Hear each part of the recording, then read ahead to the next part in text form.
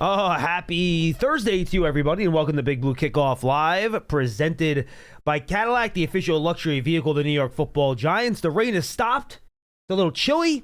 They had Jamaican beef patties for lunch. Favorite day of the year. Feeling good. How you doing, Citak? Well, now that I had one of those Jamaican beef patties, I'm doing great. Oh, they're delicious. Love the Jamaican beef patties. Always a good day when they have those. We are taking your calls today, folks, at 201-939-4513, 201-939-4513. Getting ready for the Giants and the Ravens. During the show, we're going to have Brian Dable do his drive-by with the media outside, and we'll try to get some further injury news about what's going on with that. Why don't you bring up the injury report for me? I'd say, Citak, I want to have you go through that, which is lengthy.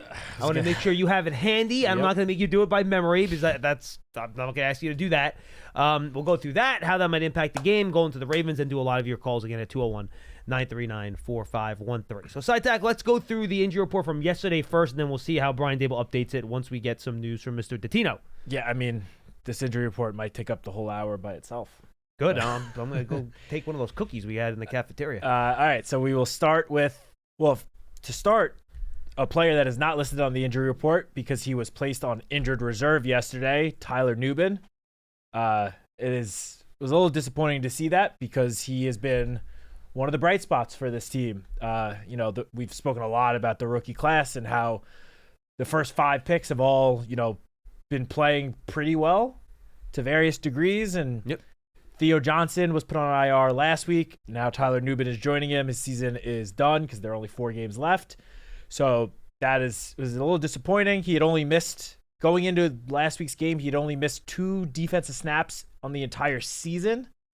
And then he got this injury. And by the way, he played through the injury too in the game. Like he didn't leave the game. He played through the injury. Yeah. So disappointing to see that, but he'll be back, hopefully healthy, ready to go next year. So he's on injured reserve. And then now to the injury report where we have, I believe it's 19 players listed. I didn't realize it was 19. Yeah. So we'll start with the DNPs, the guys that did not participate at all in yesterday's practice. Drew Lock, which Coach spoke about in his press conference yesterday. He's dealing with a heel injury. He currently, or at least yesterday, was in a boot, according to Coach Dable. Not ruling him out for Sunday, but Coach said yesterday that he wasn't going to practice yesterday. He wasn't going to practice today, and that the hope is he can maybe do something on Friday. But Coach said that they're expecting Tommy DeVito to start at quarterback, and they'll see whether or not Drew Lock is able to serve as the number 2 or maybe even the emergency 3rd quarterback for Sunday's game. Yeah, the way I heard it, and just correct me if I'm wrong, but I think he basically said that DeVito's going to start, right? DeVito's the starter, and they hope Lock is healthy enough to be the backup. That's how they kind of phrased that, right? So Coach said we're seeing if Drew can be the number 2 or the number 3. Yesterday, for whatever reason, he did not explicitly say like Tommy DeVito is the starting quarterback for Sunday's game. He kind of did. That Tommy's going to start Sunday. Like that. Yes. Basically, even if you read between the lines, like the coach basically said that yesterday. Yes. And then joining Drew Lock on the sideline for yesterday's practice, Evan Neal. He's dealing with both hip and ankle injuries. Rakeem Nunez-Roches, who missed last Sunday's game due to neck and shoulder injuries, also did not participate in yesterday's practice. Same goes for Bobby Okereke, who's dealing with a back injury. Drew Phillips, dealing with a shoulder injury. And John Runyon, who got injured in the game against the Saints, was unable to return, dealing with an ankle injury. And in terms of Runyon, Coach said that he does not think he will be able to play this weekend. He wouldn't go so far as to definitely rule him out, but he said that it's likely a week-to-week injury and that chances are he's not going to be able to make it back for Sunday's game. He didn't say that about the other guys that missed practice in terms of Neal, Nacho, Bobby, and Drew Phillips. So for those guys, we'll have to wait and see. He said Nacho was feeling better, not there yet to practice, but better. I did not feel optimistic about Nacho after the way he talked about him, but certainly better than Runyon. Yeah, exactly. Then we move over to the group of limited participants, which this is the big one. Deonte Banks was limited with a rib injury. He has missed the last 2 games. Coach said that he is getting better, making progress. The fact that he was able to start the week as a limited participant hopefully means he'll be able to get back on the field Sunday. We don't know. Sort of a wait and see with him. Dane Belton dealing with a knee injury. Jermaine Illuminor, who's missed the last 2 games with a quad injury, also limited. Josh Azudu with a knee injury. Cordell Flott, who was added to the injury report on Saturday with a quad injury. Yeah. Technically was active, although he did not play a single snap. So for all intents and purposes, he was out on Sunday. But he was a limited participant yesterday. Bryce Ford Whedon with the shoulder injury, also limited. Then we have Art Green, Chris Hubbard, Jordan Riley, all limited. Malik Neighbors, limited with the hip injury, the hip flexor that he suffered in practice last week. And then in positive news, Austin Schlottman, the center that broke his leg during the preseason, he has been designated to return to practice, was on the practice field yesterday as a limited participant. And, it's possible that the Giants could need him because also on the injury report dealing with a neck injury is the starting center, John Michael Schmitz, who was a limited participant in yesterday's practice. And then to round it out, Deontay Johnson, who returned to practice last week. He has been on injured reserve all season due to an ankle injury he suffered during the preseason opener. He was a full participant in yesterday's practice, so hopefully he can make his NFL debut. It would be this weekend because he didn't play at all last year. He was on the practice squad. And he hasn't played at all this season, so remains to be seen. Schlottman and Deontay Johnson would both have to be activated off of injured reserve. So we'll keep an eye out on potential roster moves in the next couple of days for those two. That is the list of injuries for the Giants on the injury report. Moving over just very, very quickly because Baltimore's is much, much shorter. Yeah, go ahead. They only have 5 guys on the injury report. Rashad Bateman was a full participant yesterday. Kyle Van Noy, also full participant. And then Michael Pierce, their nose tackle, and TJ Tampa, rookie corner, also both full participants. Pierce and Tampa, similar to Schlottman and Deontay Johnson, are in the 21-day practice window to be designated to return from injured reserve. Sounds like Pierce might be back this week based on what I've heard. So we'll see about those two. The only player that missed yesterday's practice for the Ravens was safety. I don't know how to pronounce this guy's first name. Sanoisi? Don't know. Sorry, can't help you there. Sanoisi Kane, the safety. Sure. I don't think he's got to be one of their backups because I don't think I've ever heard of him. So he was the only one that missed practice yesterday with a hamstring injury. Ravens coming out of their bye. It's no surprise that they are a lot healthier than the Giants, who had their bye about, 4 weeks ago? Yeah. So yeah, Baltimore is healthy. Giants are, dealing with some injuries all over the place, but we'll see who's able to practice today. We should be finding out shortly. Yeah, nothing from yet. Dable about if any changes to the practice report. All right, Pierce, why don't we open the phone lines here? 201-939-4513. 201-939-4513. I didn't talk to John Michael Schmitz briefly in the locker room yesterday. I said, how you feeling? He goes, yeah, I'm feeling a lot better. You're always scared with the neck stuff, but he said he was feeling okay. So I think there's a decent chance he goes, which would be helpful. So you don't have to play Greg Van Roten out of position at center. That'll certainly be something that could help him a little bit. So we'll see how that goes, but I think that's kind of where we're standing right now in terms of the center. So yeah, I mean, look, it'd be great to get as many offensive linemen back as possible because the Ravens have one of the top pass rushes in the NFL. I mean, they have had it for years now. This season is no different. I believe they are 3rd or 4th in the league in sacks. So yeah, getting as many offensive linemen back as possible obviously would benefit the Giants. Let's see, there's Runyon likely out, but then hopefully Jermaine Illuminor, Josh Azudu, Chris Hubbard, and then Schmitz and Schlottman. So all of those guys are on the injury report. Hopefully at least some of them are able to go against the Ravens on Sunday. Yeah, look, hopefully the Giants need as many guys out there as they can get. It's obviously crucial that these guys get out there and play. So we'll see. They could use as many of these guys as they possibly can. We're having a little problem with the headphones here, guys. So if we can't hear your calls, that's going to be a problem. I'm going to try to work on that. But when you look at this matchup, specifically the Baltimore Ravens, Citak, what are you thinking about? I mean, there's one thing I think pretty obvious comes to mind. And, I said this a lot going into last week's game with the Saints, that the Saints want to run the football. For the Ravens, not only is running the football priority number 1, but it is also priority number 2, priority number 3. Keep on going. I mean, this team leads the NFL in 5.7 yards per rush attempt. They are number 2 in total rushing yards. They're basically top 5 in every rushing metric. I spoke last week about how the Saints were top 10 in just about all rushing metrics. Well, the Ravens are top 5 in those same metrics. Of course, there's Derrick Henry, who is probably the most physically imposing running back in the entire NFL. He is massive. He's the size of a linebacker with great speed. He's 30 years old in his first season with the Ravens, and somehow at 30 years old, averaging a career high 5.9 yards per carry. And a big reason for that is the fact that he shares the backfield with the quarterback for the Ravens, Lamar Jackson, who himself, Lamar, is tied with Saquon Barkley, 6.1 yards per carry, the highest in the NFL. Lamar himself has over 600 rushing yards to go with Henry's like 1,400 yards. Henry leads the league in rushing touchdowns. They are going to run the ball early, often. They're going to run it more than they pass it.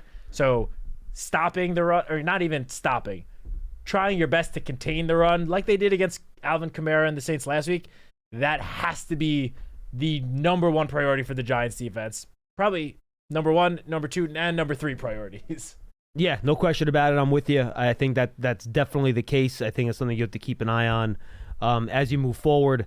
And look, this is a game where Alvin Kamara is great, and the Giants did a good job against him last week, but Derrick Henry is a whole new set of problems. Yes. Whole new set of problems that you have to think about. So just something to keep in mind that you have to worry about, but certainly priority number 1 for the Giants will be stopping the run when they take on the Ravens. And then they just make a lot of chunk plays in the passing game too. They're a downfield, big play passing game. This is not like a, slowly navigate down the field type of offense. They will make big plays down the field.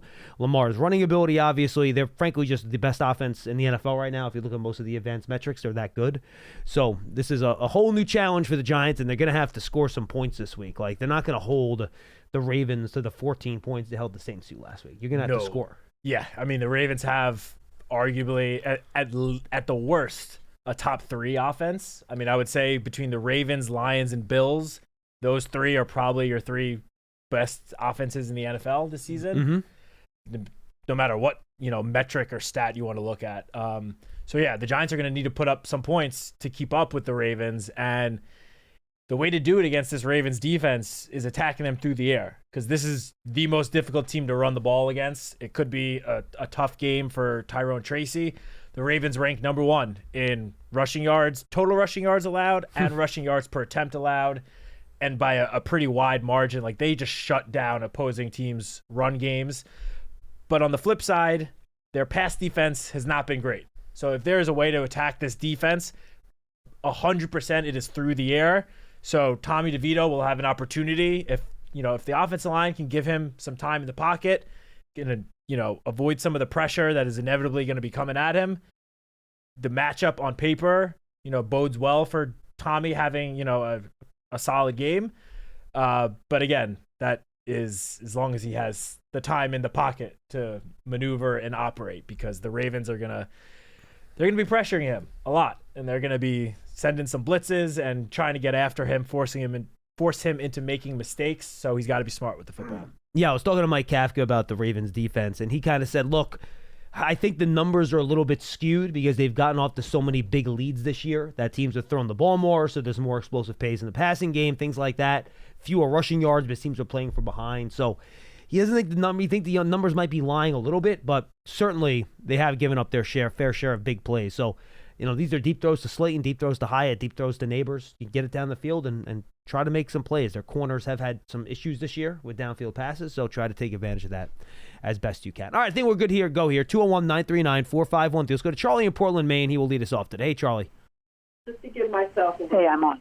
Charlie, what do you got? Hey, guys. What have I got? What do you guys got? Well, I want to know who you were having a conversation with before you came on the air, Charlie. Who was that? Oh, my wife. She was talking to me. So. Wow, Hey, she's actually willing to talk to you still, huh? Good for her. Bravo. Exactly. Hey, look, she just left, too. She said I'd say hello. Well, that makes sense. But anyway. Hey, look, guys, this game is going to be over by halftime. You understand that, right? It could be. It might not be. Like, who knows? Oh, come on. It's got to be 28-3 or something stupid like that. Charlie, we all said the same thing last year when the Packers came to town, and then the Giants ended up somehow figuring out a way to win that game. So. Oh, John, you don't really think we can even win this game? No, Charlie, look, last year going to the Packers game, I said the Giants didn't have a chance to win, and then they won. So what the hell do we know? It's a different year. We're 2-11? Yes, going 2-11. on 2-12. 2-12 is coming up. You know that. These guys had a bye week. They were really mad that they lost to Philly. They said that Jackson said, I'm going to run a lot more. We got a defensive line that is, third stringers, and please don't say they did a great job against New Orleans. This is a different team. I literally said 10 minutes ago, Charlie. I know you did. I said exactly what you just said. I know. I was just saying what you said. And they're going to run. I mean, Henry's going to have 150 yards. Jackson's probably going to have 150 yards. And if they're not doing that, they're going to be passing the ball to Flowers and to Andrews. I'm telling you, this game's going to be over at halftime. So we're going to be 2-12, right? So we're going to have 3 games left. We're going into Atlanta. Atlanta's fighting for the divisional title right now. And it's going to be at their stadium. So, I think Cousins will play well. He always seems to play us well. So I think that's a loss. I think the only possible game, Philly's going to beat us because they're going to be fighting for a bye or for Barkley. Well, maybe, Charlie. There is a chance that the Eagles will have everything clinched up by then. Probably not, especially since, but who knows? It's always possible. So the only possibility is the Colts. That's it. The Falcons haven't played well, Charlie. I'll just say that. The Falcons have not played well. Well, I don't know. I watched the game against Minnesota. Cousins looked pretty good. Their defense didn't look that great. Yeah, the defense has looked terrible all year. Yeah, but we don't have an offense. We score 14 points a game. No, that's true. You think any defense is worried about us? I mean, the Saints had defense was pretty bad too, and they didn't worry. They stopped our run pretty much. Yeah, Charlie, look, you never know when another team comes in here. Their quarterback's off. He fumbles the ball. He throws a couple picks. You get a special teams touchdowns. Yeah. Like, weird things do happen in some of these games. That's all I'm saying. Yeah, I know. I mean, that's a possibility. But the weird things that have been happening has been pretty much to us. And I just got a kick out of everybody just bemoaning that the kick was blocked and, oh, what a fluke, and, oh, well, that was terrible. Well, we won that game in Seattle by doing the exact same thing, and that was a fluke too. So it kind of evens out, right? We won that game by a block, and they won a game by a block, so it kind of evened out. So all I'm saying is, let's go 2-15. Let's just do that so we can get a quarterback. We can either get Cam Ward or Shador. Do you have a favorite yet, Charlie? Who do you like? Have you scouted the two quarterbacks yet? I like Cam Ward. Okay. Why? I think I like his pocket presence. I like that he is the number one quarterback in college with balls over 20 yards thrown, completions, and that's the same thing that Daniels did last year. He was the number one quarterback in that stat. I like that. I like that, Charlie. That's good. I think that translated into the NFL really well. I like his personality fit for the Giants. Shador's a little bit more flashy. Would probably say a lot more. He would ignite things a little bit more, but I think his personality fits the Raiders. They don't care about this or that or character. They don't, you know what I'm saying? And I think Cam Ward is a little more sedated, not sedated, but you know what I mean, a little more quieter personality. He'll Sure. just get the job done type deal. So I like Cam Ward. That's who. But if we got Shador, I'd be fine with that too. So wouldn't matter. All right. You got anything else for us, Charlie? No, but I hope you. I hope you guys are expecting wins. I just hope you are, because we're not. Thanks, guys. All right. Appreciate it, Charlie. Thanks, Charlie. Look, you got to play the games, man. You play the game. No game is just you look at the schedule and be like win, loss. I mean, we talked about this when the schedule came out. Mm-hmm. You got to actually play the games. I mean, everyone last week would have said, "Oh, there's no way the Panthers are beating the Eagles." Yeah. And then there's a Xavier Legette drop away from scoring a game-winning touchdown. Just never say never. You never know. You don't. All these are NFL teams and NFL players on them. You don't know what's going to happen in any given week. It's just the way it goes. So, yeah, look, I get your perspective, and some fans want the pick, and that's great too. But team's going to go out there and try to win the football game. That's where we're at right now. Yep. Just like every other week.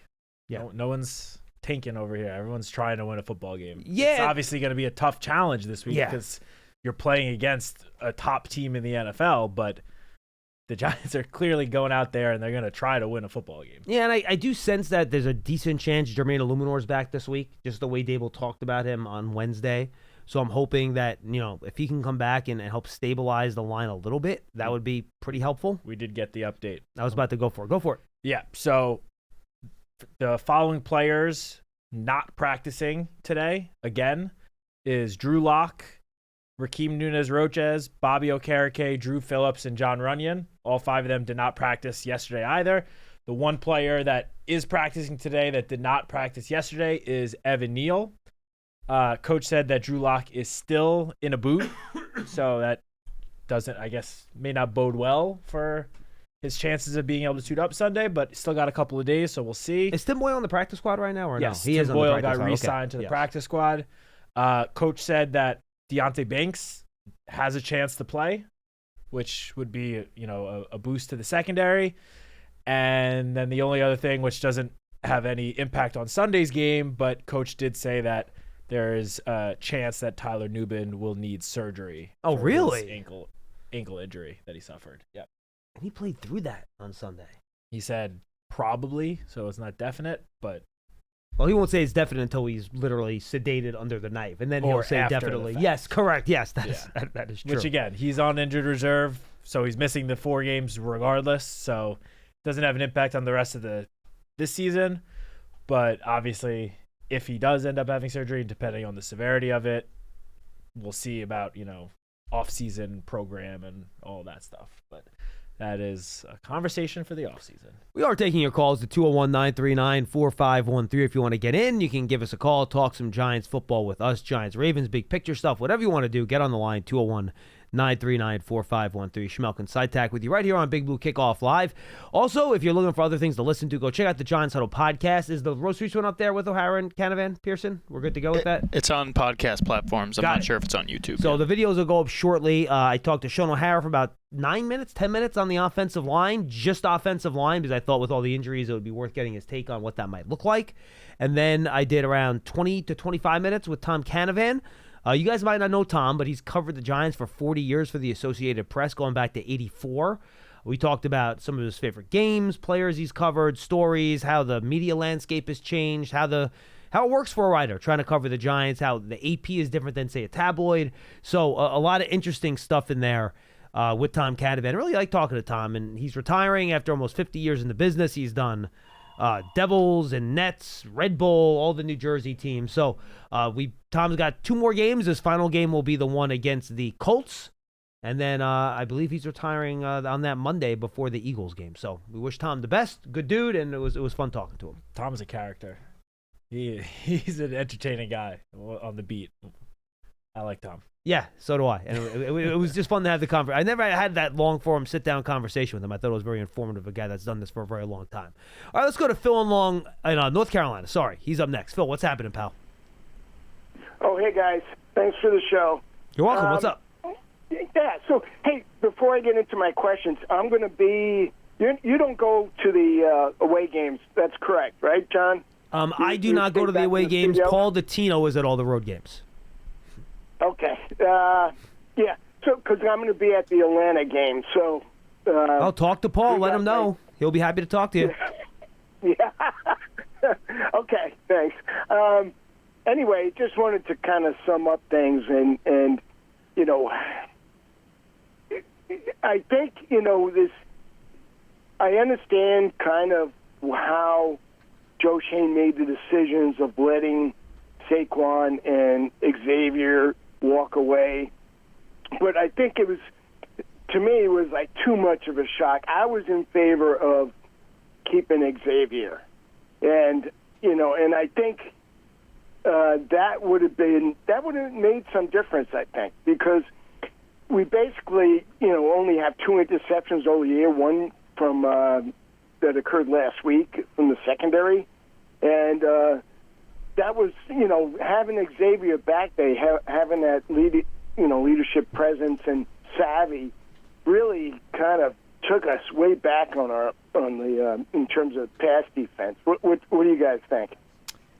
Well, for starters, we don't really know for sure how those free agency negotiations went, how much of an effort. Like, there's a chance that there was an effort made to retain Xavier, but he just got such a big offer that the Giants couldn't or chose not to match. So I don't think that there was no effort at all put in to try to retain him.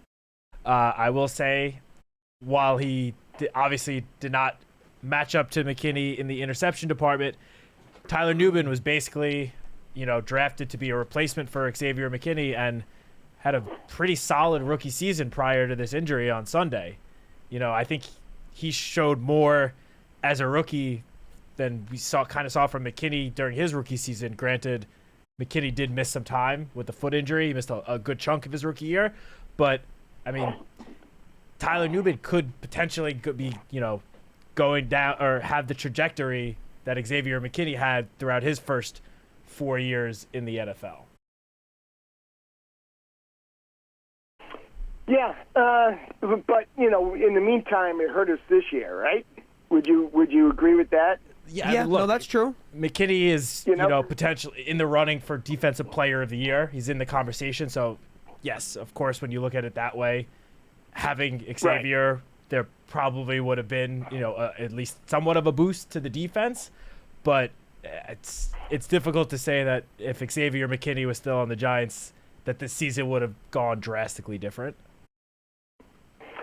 Yeah, I feel that we need to get away from this major. Every year it seems like we have major adjustments, and we need some additional. We need more continuity because it's just asking for too much for all the pieces to kind of fit correctly. And I feel that that's what we've done for 12 years essentially. Made major adjustments after each year.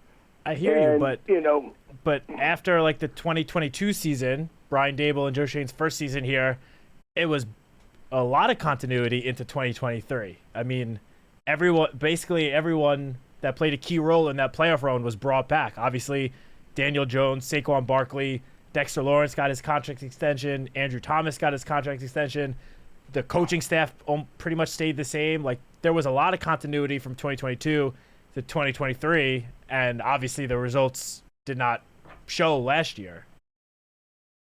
Yeah, no, that's a good point. There was probably more that year than most years that we've had in this past 12 years. So that's true. Yeah. So, but anyway, I'm just venting a little. So no, I got you. It's been a rough year, totally fair, as we all know. And this reminds me of 1965. I remember that year. I think we won one game that year. So, yeah, everything we've done is wrong. In the beginning of this year, we did. I felt there was a lot of coaching decisions that were incorrectly done that we let games slip away, and now we're at the point where it's just this huge snowball, and the massive amount of people are getting hurt, and so we're in this bad situation. But all right, guys, I appreciate it. Thanks for letting me vent, and I hope we get out of this thing. So thanks for the show. Thanks. Nah, appreciate the call, Phil. Look, you don't want to let good players leave, especially when you're a team that's, frankly, still in the process of building up your roster. You don't like to do that. And, we kind of talked about this when Joe Schoen got here. The team was in a weird spot where not everything was timed up, right? Where you had, like, some guys that were good weren't during their contract years, like an Andrew Thomas, a Dexter Lawrence, then a Xavier McKinney, and Saquon Barkley. So you're going to have to pay those guys while you're rebuilding the rest of the roster, and that's going to then limit your flexibility to add in other ways. So it wasn't a deal where you could just, all right, you're cleaning house, you're getting rid of all your good players, you just start from the beginning, especially with the way they won games in 2022. So it was never going to be okay, well, now everyone's in. Because if you start paying Saquon and McKinney and Andrew Thomas and Dexter Lawrence, Daniel Jones is still in the contract, you're literally going to run out of money. Yeah, that's your entire core right there then. You don't have the money to add any other free agents or anything like that. And is that a core you want to lock yourself into after the record you had last year? So you feel like you need to make some changes, right? You need to reallocate your money into different places. And that was with Xavier McKinney on a rookie contract, right? Their defense still struggled in different spots. And he didn't come on and really play his best football until the second half of his last year here. That's when he really played his best football. So that was part of it too. Was that going to continue? It was a small sample size. He had a lot of injury issues his years here too, had trouble staying on the field. So all those are factors. But look, I get wanting him to stay. Now, I didn't think he was going to come back because of the price, and I know Joe Schoen doesn't believe safeties are a premium position, and they're not. But his price was astronomical. I mean, it was gigantic. It was, besides Jesse Bates, it was the biggest safety contract in football. And I mean, if you would have told me that's the money he was going to get, I would have told you from the beginning that there was zero chance he was going to come back here. I agree. And, obviously now heading into week 15 with him as the co-leader in interceptions, it's a lot easier to look back now and say, oh, well, he was worth that contract. But at the time, it seemed like most people agreed like that was a very large amount of money to be paying Xavier McKinney at the safety position. Yeah, correct. Look, I'm going through his picks, and most of them are legitimate. Like, there's no, quarterback gifted to him. No, he's been great. He's made some really season, good no plays, doubt yes. about it. Packers defense also has been up and down. Like, they have not been a dominant defense this year by any means. So, look, he's missed. He's a good player. You wish you had him here, but eventually you have to make decisions in terms of how you want to spend your money. If you keep Xavier McKinney, then Brian Burns isn't here. Like, straight up. Period. Stop. If Xavier McKinney is re-signed, you do not have Brian Burns. So, what's more valuable? McKinney at safety, and again, well, of course, the interceptions. Well, do we know he would have gotten those interceptions here with the way the Giants run their defense? I don't know the answer to that. I would say if you're giving up 150 rushing yards per game, teams aren't pushing it down the field enough where he's going to get the opportunity for those interceptions, So, same thing with Saquon Barkley. People are like, oh, look what he can be doing for the Giants. Well, he's been here for 6 years. Had he done that for the Giants? Not since his rookie year. Yeah. So, situations matter, where they fit in matter. And look, it hurts to say goodbye to good players. 100% totally get that. And could a good argument be made for why they should stay? Yeah. But again, I think, and this is why when a lot of people are critical of Joe Schoen, my reaction is always, he's allocating resources and building the team for the most part the way I would try to build a team. Up front, pass rush, offensive line. Now again, have all those decisions worked out exactly right? Maybe not, but the way he's going about it, his approach, and the way he thinks a good team needs to be structured to win, I think the way he's going about his business makes sense in terms of team building. Yeah, no, I agree. And again, with the success that McKinney and Saquon are having with their new teams, it I guess stings a little bit it hurts, to see them have so much success and be like, oh, well, why couldn't they be doing that for the Giants?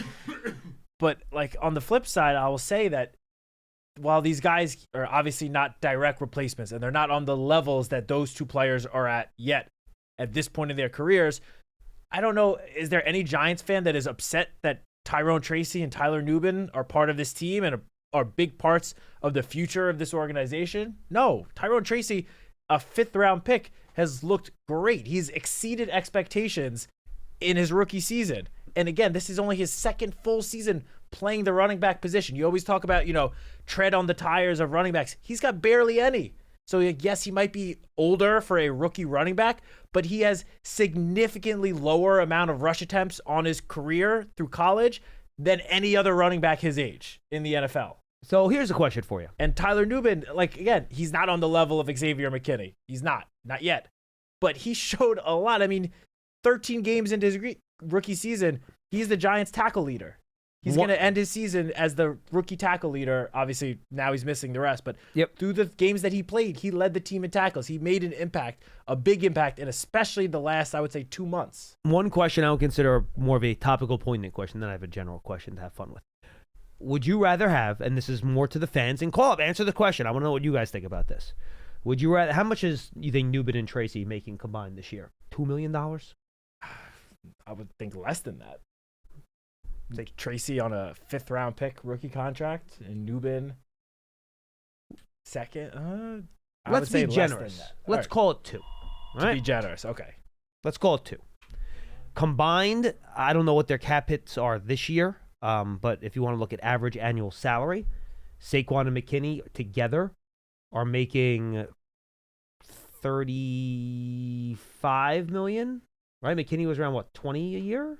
I think he was a little less than that. I want to say 17-ish. But you also you can't look at cap hit because I'm looking at average annual salary. The Eagles correct. Added void years, so Saquon's cap hit is pretty small this year. But 4 years, 68. You're right. It was 17, and Barkley was around 13-ish, right? Yeah. So average fine. Yeah. Would you rather have $30 million in cap space and Nubin and Tracy, or would you rather have Barkley and McKinney? Tracy and Nubin, for sure, with the cap space, because again, while those Saquon and McKinney are obviously having great seasons, they were both here last year, and neither one of them had a season close to what they're having now with the Giants in 2023. I'll make it even easier. You know who made to the Giants son that's making around $30 million a year? Brian Burns. Would you rather have Brian Burns, Tyler Nubin, and Tyrone Tracy, or would you rather have Xavier McKinney and Saquon Barkley? From a long-term perspective, Burns, Tracy, and Nubin. I would lean towards that too. Those are two rookies, and then an edge rusher who is, again, a premium position that is entering or in his prime right now and will be in his prime for the duration of his contract with the Giants, compared to 2 players that are at positions that are just not exactly considered premium positions. Now, maybe the fact that Saquon, Derrick Henry, Josh Jacobs, who were the 3 big free agent running backs this past offseason, maybe the fact that they're all having so much success with their new teams will change how the market looks at the running back position. But frankly, this is just the way that the league has turned the last, I don't know, 3-4 years, 5 years. And again, like we talked about, it's a more important position if you're already a good team. Yes, if you're a team that is ready to win a Super Bowl, having an elite running back could be the thing that puts you over the top. You look at all the top teams in the league right now, the top offenses at least, they all have great running backs. But those are teams that, again, are ready to win the Super Bowl this year, which even going into this season, I don't think anyone was expecting the Giants to win the Super Bowl this year, even those with the highest of expectations. No, I agree with you. And out of curiosity, look this up for me while I go to the next call here. Compare those 3 teams, Packers, Ravens, and Eagles, points per game last year and compare it to points per game this year. Just out of curiosity. The 3 teams that had the running backs, how much better their offenses actually are when it comes to scoring points. Let's go to Maurice in Montclair. Maurice, you're up next here on Big Blue Kickoff Live. How are you, man? Hey, what's going on, gentlemen? Can you hear me? Loud and clear, Maurice. What do you got? Oh, my goodness. First, I want to thank you guys for taking my call. Usually when I call, I don't, try and stir up any controversy, but if I may just share my opinions. Sure, on of course. This organization. All right, so my opinion on this organization, fellas, I'm going to just call it how I see it. I think that this organization and that this team is afraid of its media. Sounds crazy, right? But I think that the Giants has too much, they lean towards this media too much, and that the media has too much influence on what this team does. Explain what you mean. In what way? In what way? In what way? I just seem like all the BS narratives, like it seemed like things be getting leaked out. Like, hey John, if me and you and Citak sat in a room and we said, hey fellas, this is how we feel about something, and maybe a few others, if that conversation leaves that room, it's like, who the hell said anything?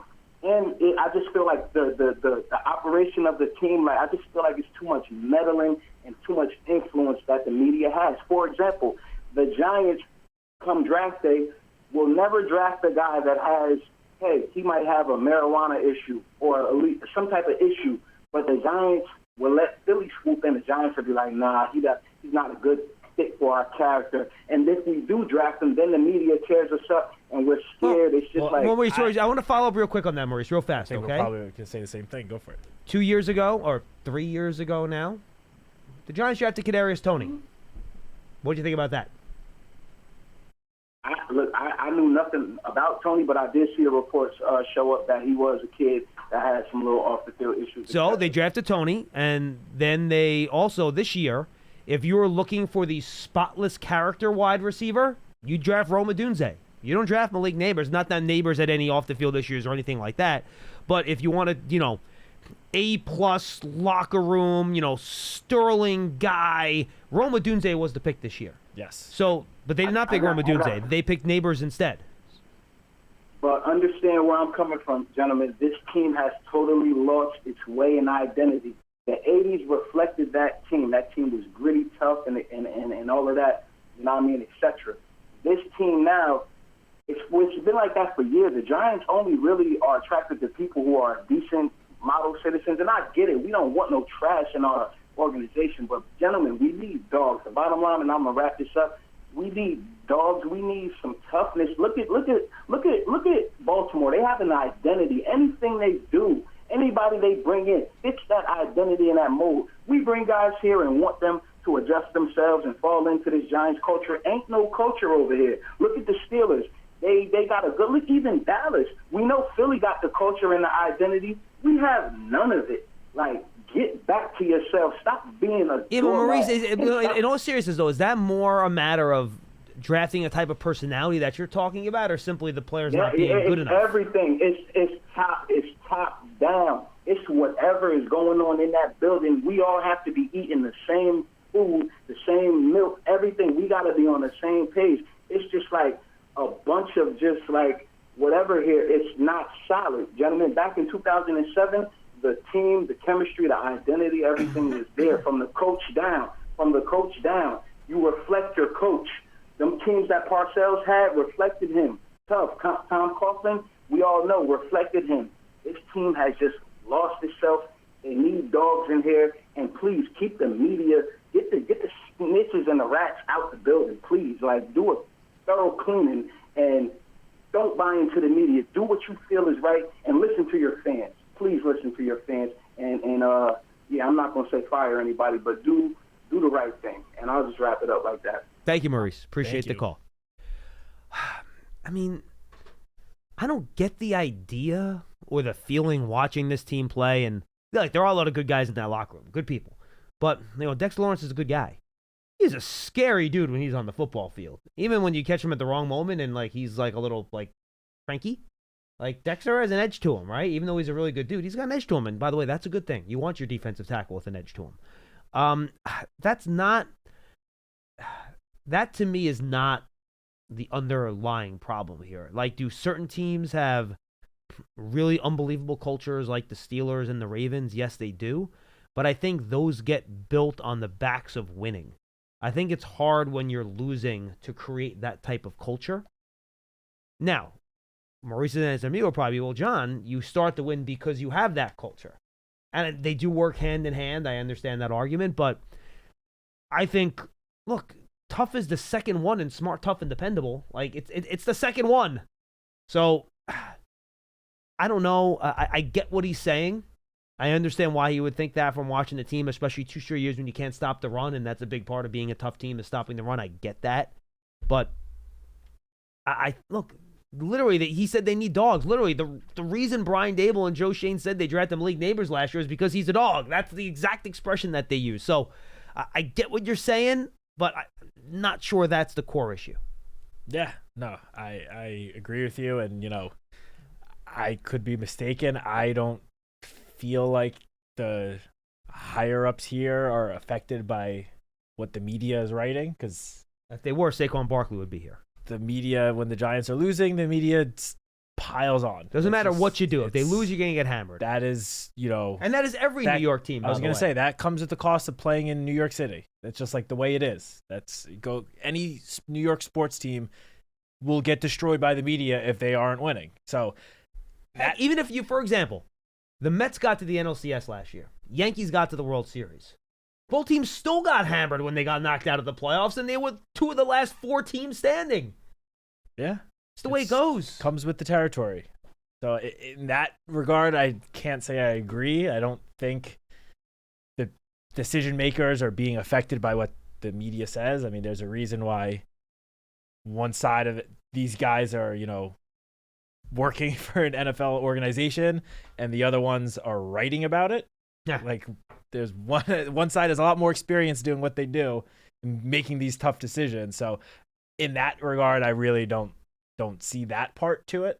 Maybe I'm wrong. I don't know, but I really don't see that part, because again, the New York media destroys any team in this city that isn't winning. It's just the way it is. If you were to listen to everything the media says, you would be changing directions of your organization like every couple of months. I'll put it this way.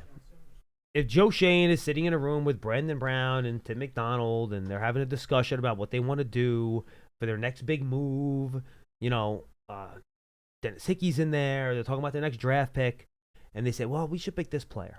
No one's saying, well, if we pick this guy, I think they're going to write mean things about us. So we should probably not do that.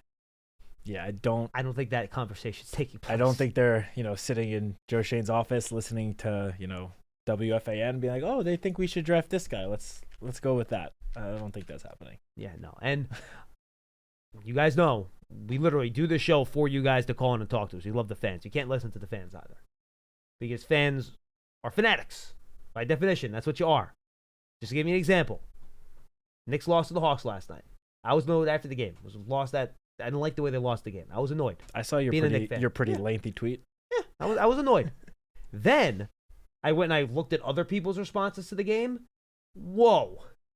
It was, you shouldn't ever traded for Karl Anthony Towns. The Bridges trade was bad. You never should have traded R.J. Barrett for OG Anunoby takes. You should just brought back last year's team. Well, they couldn't bring back Hartenstein. They tried. And then he got signed away. There's nothing they could have done about that. So, you can't listen to fans either, because they swing wildly one direction or another. One of the benefits of being a fan is you are allowed to be emotional. And that's a good thing. You should be. So was I. I watched the Knicks last night. I scared my dog. He ran away from me because I was slamming the couch because I was mad. I mean, you guys have heard me talk about the Mets. You know how emotional I get.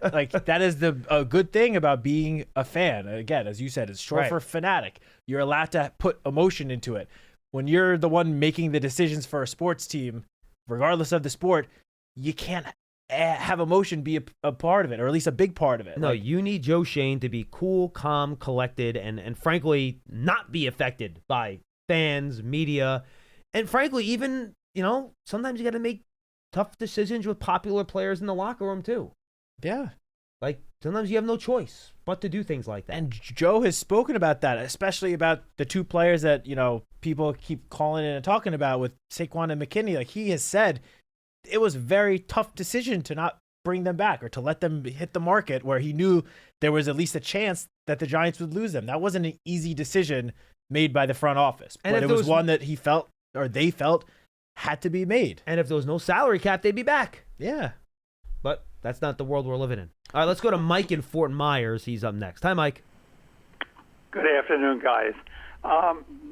The nickname that many of my friends who are not Giant fans, now you're talking about guys who are in their 80s, all right, they're starting to call Brian Daboll light bulb. And their feeling is this, that he expresses his emotions almost to the point where when a football player makes a mistake, he's embarrassing them on the field.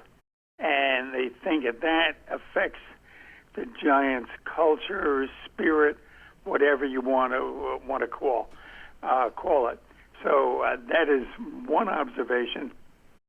Can you The give me other an example, Mike, besides the whole Daniel Jones, Microsoft Surface thing, which got way overblown? 'Cause I was gonna say this season, I feel like coach has been a lot more subdued on the sideline, which he even said in heading into training camp that he was making an effort to not be show so much emotion. Now, of course, there have been some instances where he's not been happy with a call, or and that's okay. or all coaches have that. What a specific player did on one specific play, but yeah, every coach across the league shows emotion sometimes. But I feel Tom Coughlin used to scream at guys on the sideline when they made mistakes. This season in particular, though, I feel like coach has done that way less than his why? first 2 seasons. Do you know why I bet?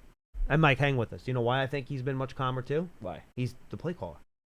So he doesn't have time to sit there and get all riled up about something. He's got to get back in his play sheet. Yeah. Or go talk to the quarterback when the defense is on the field. Things like that. So I think that's one of the reasons he's probably pulled it back this year because, look, when you're the head coach, you're not calling plays play to play here. You're involved, but you're not the guy actually doing that and trying to look at, all right, well, if we get 5 yards here, what's the next play? If we get to an incomplete pass, what's the next play?